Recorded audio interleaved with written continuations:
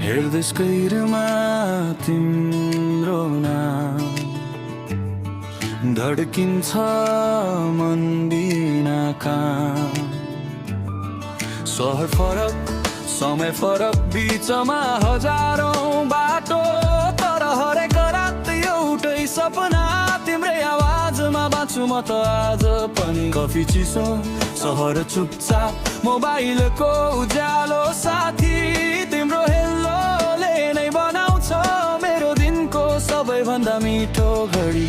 टाढा छौँ हामी तर मन कहिले टाढा भएन, नेट कमजोर होला कहिले काहीँ तर माया कहिले कमजोर भएन। टाढा भएर पनि नजिकै छौ